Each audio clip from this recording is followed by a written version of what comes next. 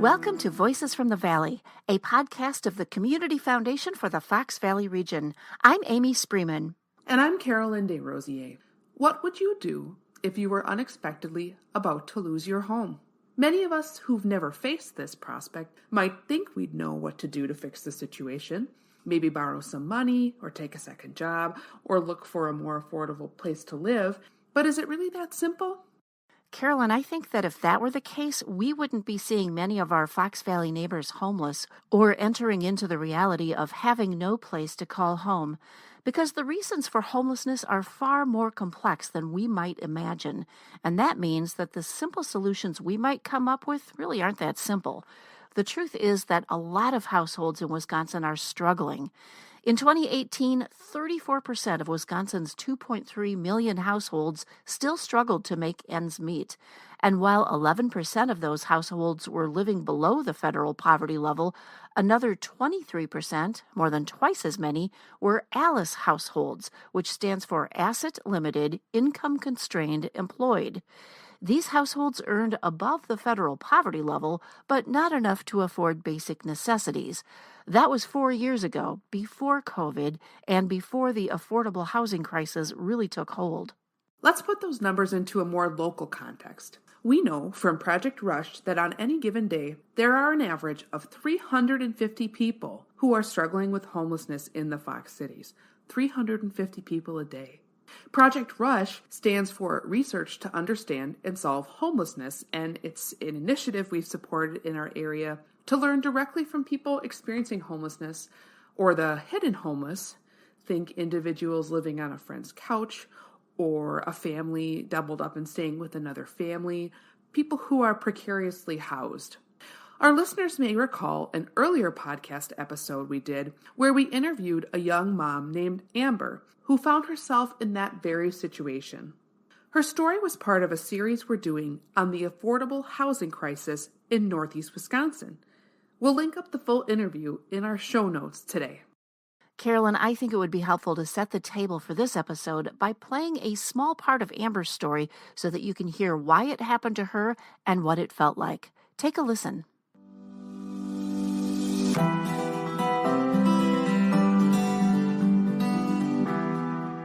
The mental part of it is so hard because you feel like a failure.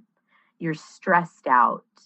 There was kind of a perfect storm of bad circumstances for us. 4 years ago, the duplex that we were renting was being sold. We were being managed by a property management company, and our landlord had moved out of state, and he opted to sell the property. So we were given 60 days to try to find a place. So it became a mad scramble to try to figure out what to do. And ultimately, we ran out of time. And we couldn't find anywhere. We couldn't find anywhere that was, within our budget, within our time frame. And we simply ran out of options.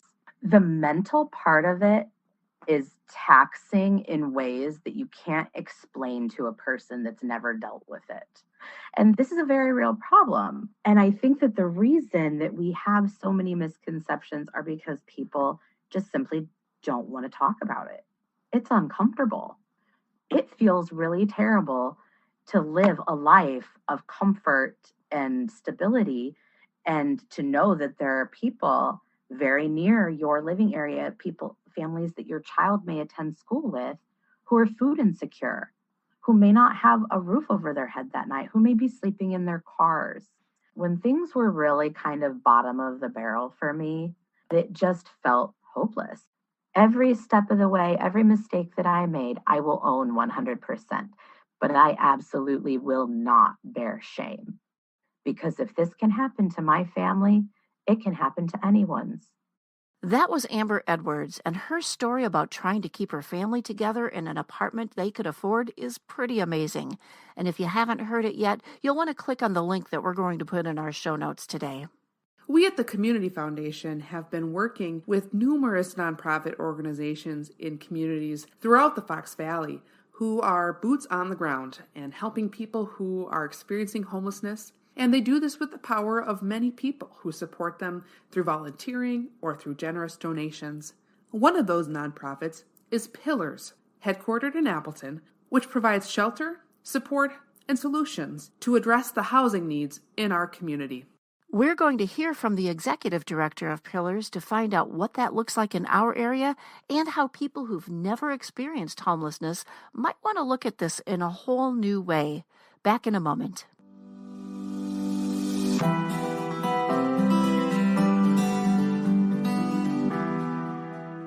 The Community Foundation for the Fox Valley region is a great resource for making a local impact while simplifying your charitable giving through a tax-deductible charitable fund. Perhaps you're passionate about certain organizations or want to support causes such as education or pets at the animal shelter, or you're interested in addressing the greatest needs of the community. When you partner with us, we'll share our local knowledge so that you can make a difference today and always. Learn more at cffoxvalley.org.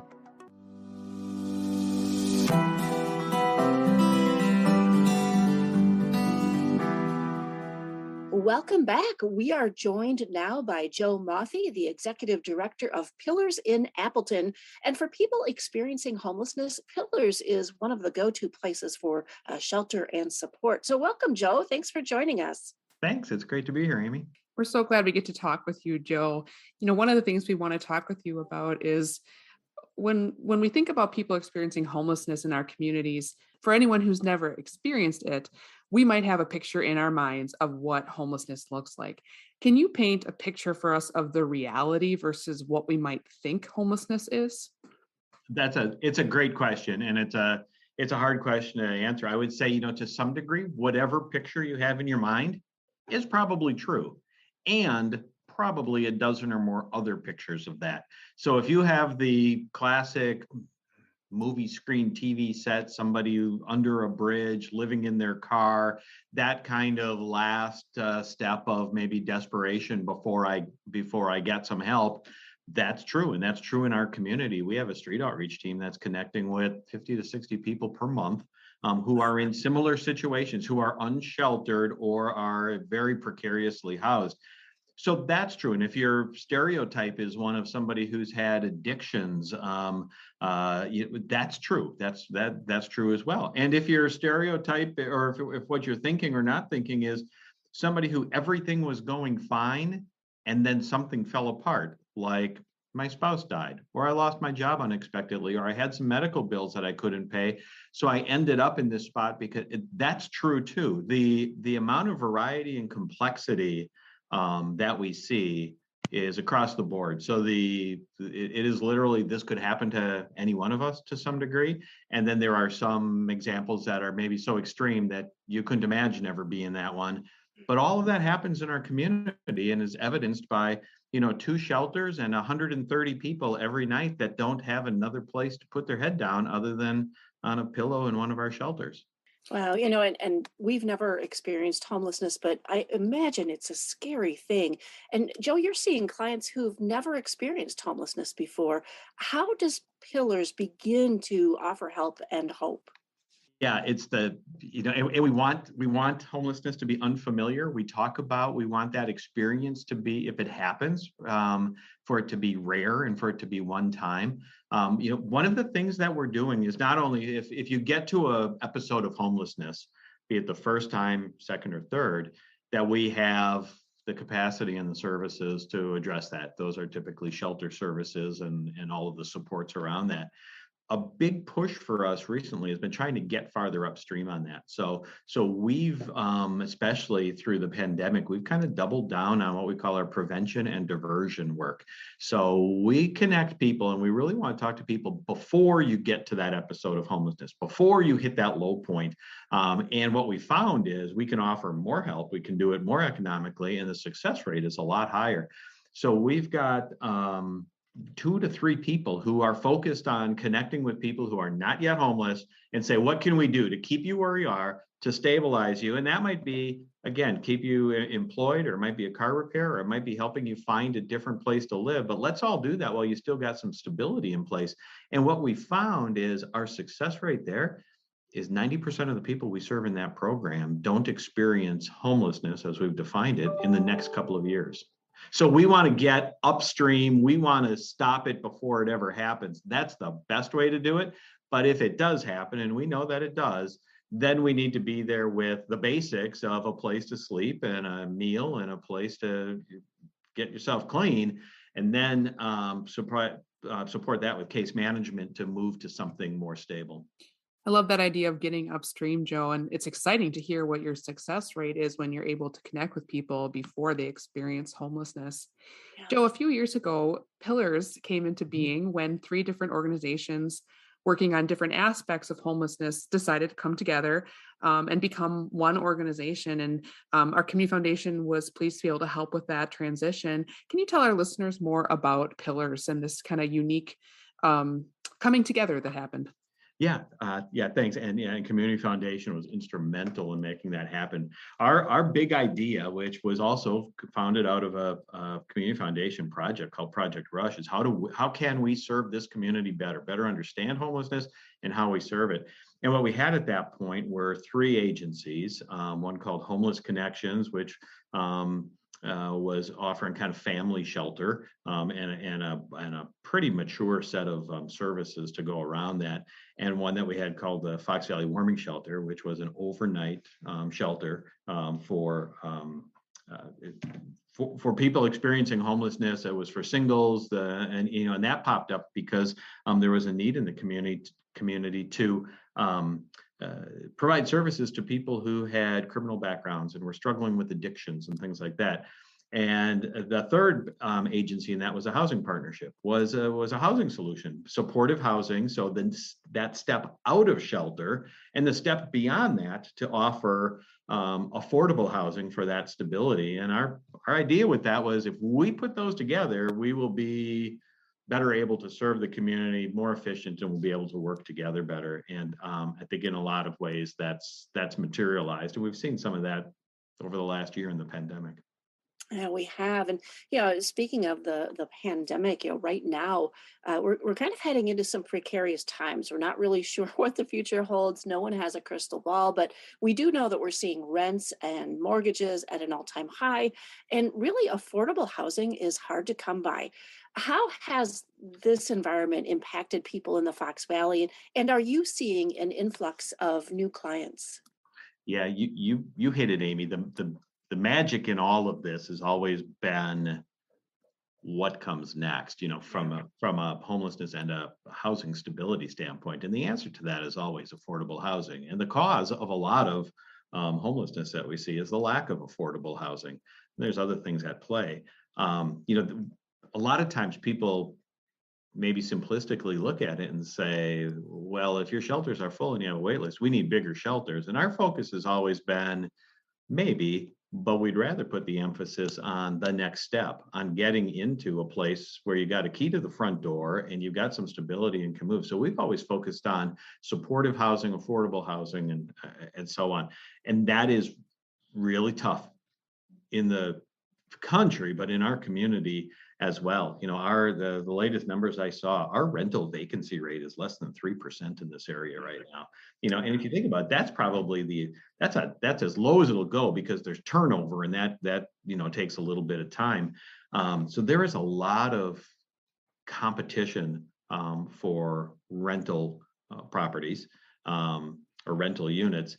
And that makes it hard. And if you've got any blemishes on your record, if you've got, if you don't have a longer term job, if you got any criminal history, you just don't compare, right? And we've got people who are renting down as well. So, the people can afford more from a rental unit, but they don't necessarily want to pay that, probably for a variety of reasons, and they'll rent. And that really compresses the bottom end of our rental market. And that's where our folks are. People who are at 30%, 40%, 50% of our area median income. I think the latest stats I saw on that are for people who are in that extremely low income category. There are 650 units available, and there is a need for 6 times that, given the population we have and the household incomes. So there's just not enough to go around. And if you can find something, you probably stretch yourself. And that's a little bit of prolonging the inevitable, because if you're paying more than 30%, and we've got almost 10% of people paying 50% of their household income for their rent, there's not enough for everything else. And as soon as something breaks or somebody gets sick, it falls apart. And when that falls apart, then we end up kind of repeating that cycle and coming through our doors at shelter. That's Joe Mothy, Executive Director of Pillars. Carolyn, it's easy for us as listeners to say to ourselves, well, if I were homeless, here's what I would do to fix it. But that's not really a helpful mindset to have, is it? No, not really, Amy. I think we have to have more empathy and willingness to learn about the realities of this topic. Joe's going to explain more about that in part 2 of our interview with him and steps we can take to increase our understanding. We'll be right back.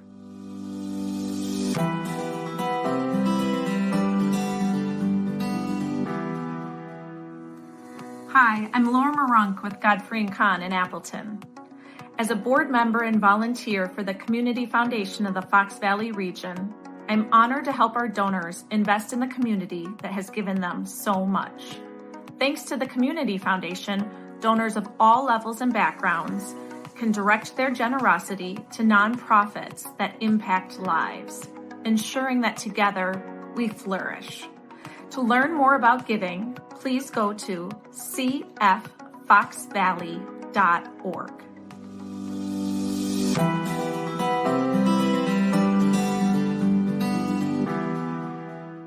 You may have heard it said, we don't have an affordable housing crisis, we have an income crisis. We asked Joe Mothy of Pillars what he thought of that statement. Here's what he had to say in part 2 of our interview. It's a good point, and I would say, I always shy away from either or kind of things. You could solve that problem either way, right? Either rent goes down or income goes up, and it solves the equation the same way. I think what we have to look at then is what is the ability for both of those. And what we see is a lot of times some mitigated personal ability to increase income. And that's what we're always doing, is trying to first stabilize, second, increase income and potential. But that can be a tough thing to do. One of the things I remind people of for people who experience homelessness, we have to remember that is typically here and maybe nationally as well, that is about 0.5% of your population. So when people do but if that were me, I would do this, we have to understand that it's probably not you. It's not somebody who has the personal kind of background skills or assets that you have. It's somebody who is struggling with mental health, and we know that, might be struggling with addictions, might be struggling with some physical disabilities. So the best answer is always get a good job and make a lot of money in this world. That is, in many cases, hard to accomplish for a lot of individuals. And it takes a while to get there. If you haven't set yourself up with the proper education, or the hardest of all things is if you are a single parent who's also spent any time in poverty, that is a really tough path, and it doesn't get fixed, even though you see help wanted signs all around town. That's not an issue that, unless you're pretty exceptional, that gets fixed in 3 months, 6 months, 12 months. I mean, we see people who are working hard at it, and that's a multi-year path to get on the track that you want to be on. Yeah, I appreciate your response to that. I mean, it is so complex, and I know there are so many barriers to employment. It's not like it's about the will to work or to increase your income. Childcare is such a huge barrier for so many. So appreciate your thoughts on that. And I want to ask you, back in August, the CDC put in place an eviction moratorium to make sure that renters living in counties with high rates of COVID infections could not be evicted. And a few months ago, that moratorium expired. Now we see eviction filings are increasing across Wisconsin. Are you seeing that impact here locally in the Fox Valley? I don't have great stats on that. I think we are seeing there have been more evictions. It popped up a little bit. I just read something that said the eviction rate is rising, but it's still not at what it's been on average. And that kind of comes and goes from month to month a little bit. One of the things that we're seeing is, I think, a stigma associated with people who might have taken rental assistance or been evicted during this time, and other landlords are leery to rent to them. Again, in a highly competitive rental market that I mentioned earlier, all of a sudden you fall to the bottom of the list. So there's this unintended consequence of having taken rental assistance or been evicted during this time that is a bigger black mark for some landlords than it has been in the past. The other thing on that I remind people is, when the moratorium kind of ended, we were watching this to see what happened, and we weren't necessarily expecting a huge influx of homelessness. What we were expecting was a churn of people experiencing homelessness, because for everybody that moves out or is evicted from an apartment, that also opens it up. And we had people who for months were sitting in shelter doing all of the right things, meaning they were working, they were saving their money, they were getting ready for their apartment, but they couldn't get one because it kind of locked up from the moratorium standpoint. So they were waiting. And when somebody else loses that after the moratorium, then we had somebody moving in. So what we were doing, and Amy, you mentioned it earlier, we were getting ready for more experiences of first-time homelessness, but also knowing we were readying people to take advantage of now open units that they've been preparing themselves for. Yeah. And I've seen some great videos on your website over at Pillars, and we'll put the link in our show notes today, of how you reach out, how you help people who are first time experiencers of homelessness. And your counselors really do such a great job at outreach. So thank you for providing that wonderful service. Absolutely. One of the other things that we did, and this was, I wish we would have done it earlier, but with that realization that people may be coming to us from the first time and didn't know their way through our system, we honestly didn't have it when you called, and if you got our phone tree, it wasn't that helpful. Or I shouldn't say it was maybe confusing, especially if you hadn't been through some of this before. Press 1 for this and 2 for this. So what we did was we added a position, again, going on that front end and trying to get more upstream. So we added a position to take those calls live, start talking to somebody, and then when we start talking, say, can we get you into that prevention program that we talked about? Or what is the best option? And how can I most efficiently get you into the shelter that best meets your needs and your qualifications? So we wanted to make it a kind of a warmer touch on the front end, knowing that we could triage better and start providing assistance better, as well as referring to partner agencies who might be a better source for some of the assistance needed as well. I'm sure that we have listeners who are hearing this episode and just wondering, how do I get involved? Joe, what are some things we can do here in the Fox Valley to help? Boy, there's so much. A lot of what we do at Pillars, our business model, if you will, depends on volunteers. Because when I talk about 130 people at 2 shelters every night, that is also 130 people who need to be fed breakfast and dinner every day. And that's a big job. And we've got a great community that volunteers to help us with that. That's one of the places that we suffered most over the last year and a half, and or understandably so, is that people were reluctant to come into shelter and volunteer and be out in public and all of that. And a lot of that has bounced back, but we still have a lot of openings. It used to be if you called and said, I want to serve a meal, we'd say, well, maybe 6 months I'll fit you in. And now every week we're going open on some of those spots and finding different ways to fill it.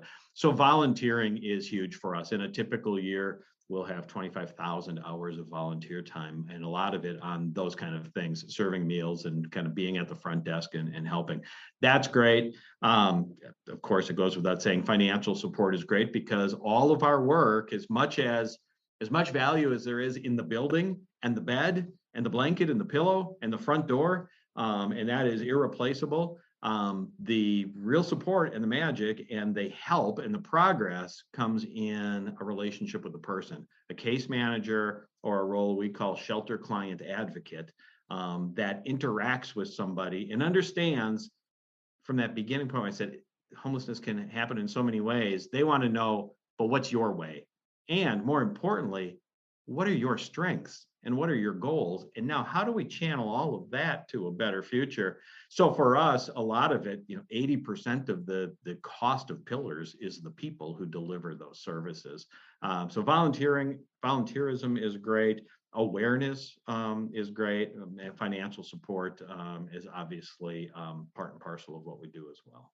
Joe, thank you so much for taking this time to talk with us. And we at the foundation have seen and we know how you and your staff at Pillars and your volunteers have just gone above and beyond during the pandemic to serve people. And we so appreciate it. You're doing such great work over there, and we thank you for it. Thank you. Thank you. I'd say all the time, we only can do this work and do this work because this community cares about it. The Community Foundation is probably one of the best representative examples of what this community is in terms of that place where people care about the dignity, respect, and well-being of all of those around us, and appreciate the support you and the community at large gives us to be able to do this. We talk a lot about we're all on the same team. We just have different roles to make it happen. We are indeed, and we really appreciate this, Joe. So thank you for sharing this with us. We will be right back.